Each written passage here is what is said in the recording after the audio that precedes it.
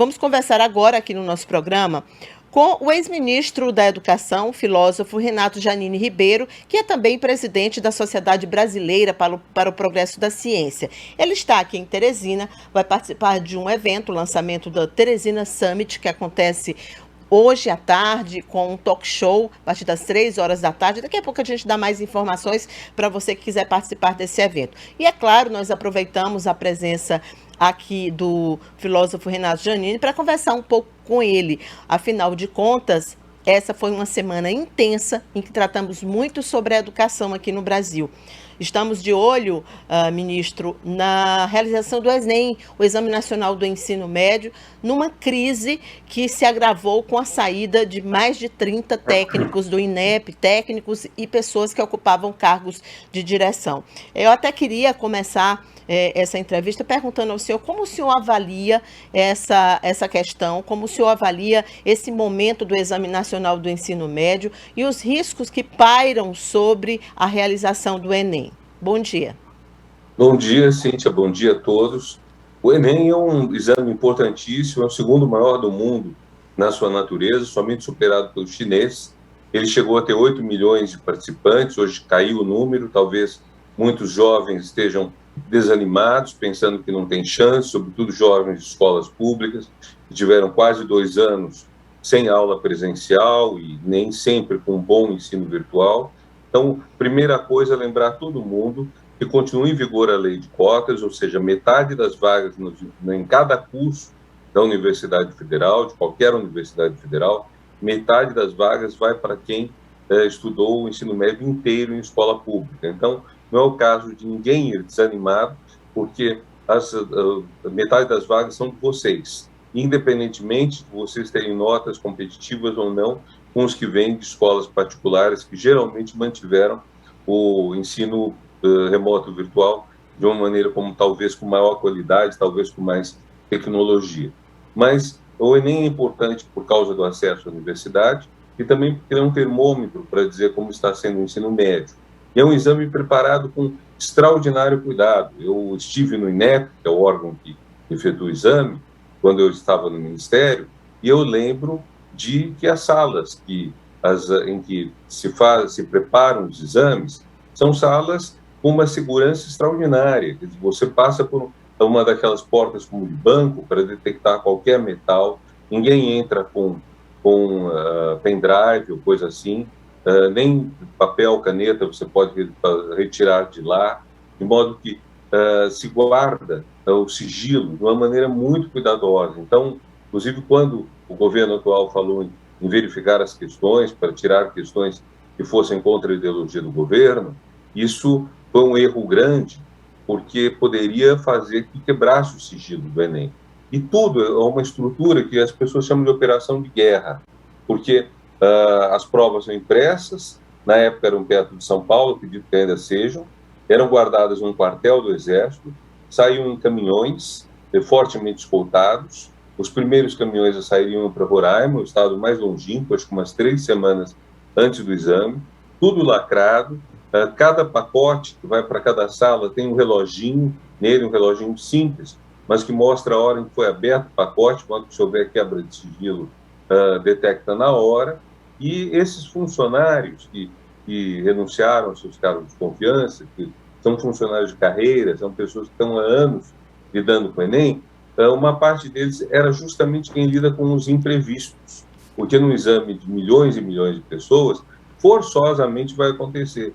Pode faltar luz numa escola, pode faltar água no lugar em que está sendo feito o exame, pode acontecer de um carro que está transportando um pacote de exames para o destino final capotar ou bater num poste.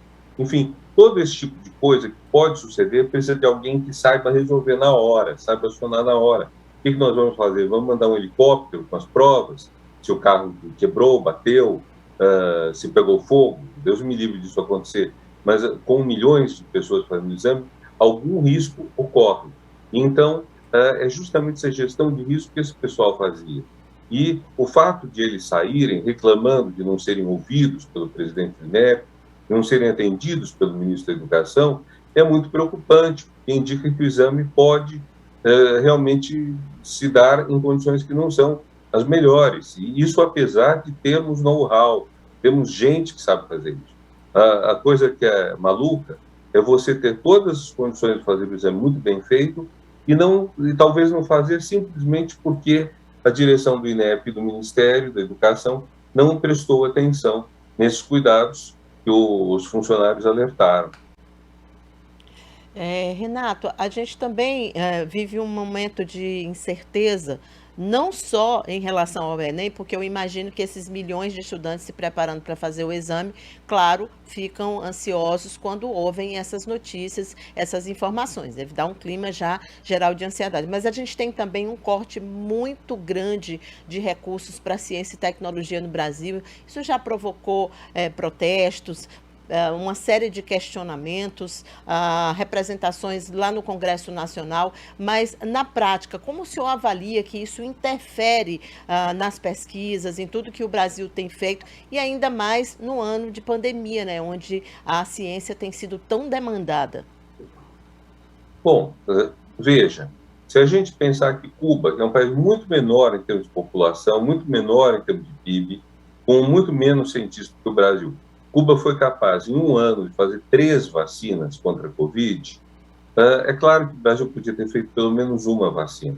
Acabou de dar, antes de a gente começar a falar, a notícia de que a Covaxin, uma vacina da Índia, foi aprovada pela OMS. Então, nós somos parceiros da Índia no BRICS. A gente poderia ter feito sozinho, em cooperação com a Índia, mas até mesmo sozinho a gente podia ter feito. E no último corte de verbas da ciência, saíram 50 milhões de reais que eram destinados a um laboratório da Federal de Minas Gerais para fazer a vacina. Então, quer dizer, nós teríamos condições de ter vacinado o nosso povo antes, a um custo mais baixo, porque nós seríamos produtores de vacina, teríamos, então, salvado muitas vidas e, além disso, poderíamos ter vendido essa vacina para países mais ricos, ter doado essa vacina para países pobres, como vários países estão fazendo. Vários países mais ricos, ou nem tão ricos como a China, estão fazendo uma diplomacia muito bem sucedida, estão melhorando sua imagem no mundo. Você falou disso um pouco antes a respeito do evento de Glasgow sobre a ecologia, né? O Brasil melhoraria sua imagem no mundo se, por exemplo, doasse a sua vacina que ele tivesse feito para algumas dezenas de países pobres da África, da América Latina mesmo. Então, nós estamos numa situação em que muitas pesquisas estão sendo interrompidas, em que muitos jovens que iriam fazer mestrado e doutorado estão desistindo por falta de bolsa, que, por sinal, não é reajustada há 8 anos, e, além disso, outros estão até deixando o Brasil. O brasileiro, é raro fazer fuga de cérebro, é raro o cientista brasileiro ir para o estrangeiro, mesmo com propostas muito boas. Então, o que acontece? Esses jovens estão, de certa forma, desistindo, estão procurando condições de trabalho mínimas, porque as condições de trabalho hoje para a ciência no Brasil estão muito negativas, estão, enfim, no laboratório, não é no laboratório, estão numa UTI, por assim dizer. Nós estamos numa situação de alto risco hoje. Efraim, por favor. Bom dia, professor. Eu gostaria de saber do senhor por que, para entender, por que que o Ministério, através do novo ministro, enfatiza o ensino técnico em vez do ensino superior. O que é que tem por trás disso? O que pensamento tem por trás disso?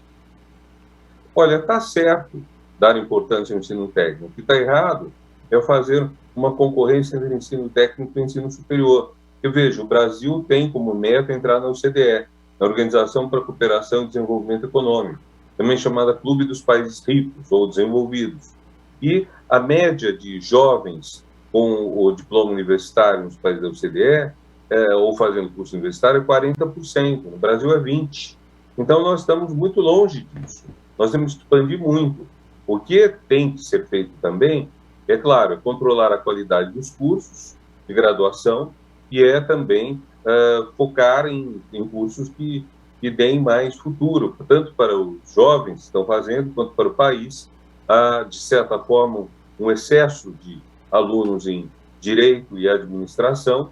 O Brasil tem mais faculdades de direito do todos os países do mundo somados, todos os outros países do mundo somados. Nós temos mais de 1.200 faculdades de direito. Isso é um exagero. E não há nem condições de todos passarem no exame da OAB, nem de todos terem um trabalho na área em que eles se formaram. Então, nós teríamos talvez que mudar um pouco o foco de uma parte dos que fazem ensino superior. Agora, o ensino técnico também é importante. Ele é muito bem conduzido pelo Senai. Ele é bem conduzido também pelos institutos federais de ciência e tecnologia, tem aqui no Piauí. O Brasil todo está coberto deles, cresceram enormemente no governo Lula e no governo Dilma. E então as duas coisas não se opõem. Agora, quando alguém diz tem que fazer ensino técnico em vez do ensino universitário, o alarme que fica entre os educadores é que a pessoa esteja dizendo rico e classe média vai para a faculdade, pobre vai fazer ensino médio. Não é assim que tem que ser. Vai fazer ensino médio quem quer, vai fazer ensino superior quem quer, e claro, desde que passe nos exames do próprio Enem, né, que a gente estava falando, ou em outros vestibulares, mas o ensino técnico é importante para a produtividade, e há países em que um número muito grande de jovens vai para o ensino técnico e, às vezes, depois para o ensino superior. Alemanha, Finlândia, países desenvolvidos, Coreia, Japão. Então, não pode fazer essa oposição. Ela é um engano, é um equívoco do ministro. E nós temos aí uma perspectiva, professor, também, voltando, porque no início você falou sobre a questão do ensino online, né? Claro que foi uma alternativa, a alternativa possível durante o período da pandemia, com escolas fechadas, e temos alguns locais, como é o caso aqui do Piauí, onde as escolas permaneceram fechadas por quase 2 anos inteiros. Então, isso, claro, esse legado da pandemia vai, de maneira que não tem como fugir disso, trazer perspectivas nada boas, né, para a nossa educação. Queria saber também qual a avaliação do senhor em relação a isso. Bom, faltou liderança. Quer dizer, você tem uma escola particular, se você parar de dar aula completamente, se você não der nenhuma alternativa ao confinamento, os pais vão parar de pagar a escola. Então, as escolas particulares fizeram o que puderam para fazer um ensino virtual correto. Nas escolas públicas, primeiro, nós já temos menos recursos. Nem todos os professores, muito menos os alunos, têm um smartphone próprio, um tablet, um laptop, um aparelho que permita acompanhar. Muitos alunos não têm banda larga, então não conseguem acompanhar bem as aulas. Então, isso tudo foi uma falta de liderança. Quer dizer, cabia ao MEC, cabia ao governo federal fazer os protocolos, recomendar como fazer o ensino à distância, liberar recursos, utilizar o dinheiro do Fundo de Universalização de Serviços de Telecomunicações para instalar torres de banda larga nos bairros periféricos, nos bairros carentes, fornecer tablets e smartphones, mesmo que simples, mesmo que mais baratos, para os alunos que não os tivessem. Então, faltou tudo isso. Então, resultado, ficou um atraso na formação dos alunos da escola pública e ficou uma desconfiança em relação ao ensino virtual. Agora, muita gente utiliza a internet hoje em dia. Então, é claro que a educação vai ter que ter uma parcela maior agora, no futuro, de elementos pela internet. Agora, isso não quer dizer que você vai parar com a aula presencial, porque é na presença, no contato pessoal, face a face, que um menino descobre que existem crianças que não são seus irmãos, que existem adultos que não são seus pais, que ele aprende a sair da família, conhecer a sociedade. Isso é muito importante para a formação psicológica do adulto. Quer dizer, o adulto precisa de anos e anos de convivência presencial mesmo, com pessoas de todo tipo, se possível até diferentes em termos de classe social. E um dos problemas do Brasil é esse: você convive pouco com classes sociais diferentes. Então, nós acabamos com uma formação limitada. Quanto mais gente diferente você conhecer e conviver, mais rica vai ser a sua formação. Essa é a importância principal, diria, do ensino presencial. Tá certo, então agradeço aqui a participação do presidente da SBPC, Renato Janine Ribeiro, que participa hoje, daqui a pouco, logo mais às 3 horas da tarde, do lançamento da Teresina Summit, um evento que é desses eventos inovadores aqui no nosso estado e que mostram também que, apesar de todas as dificuldades e da falta de recursos para a ciência e tecnologia, existem pessoas que estão, sim, dando continuidade a esses avanços, né? Muito obrigada. Muito obrigado e é um prazer estar aqui e falar com vocês e também no Teresina Summit. Um bom final de semana para todos.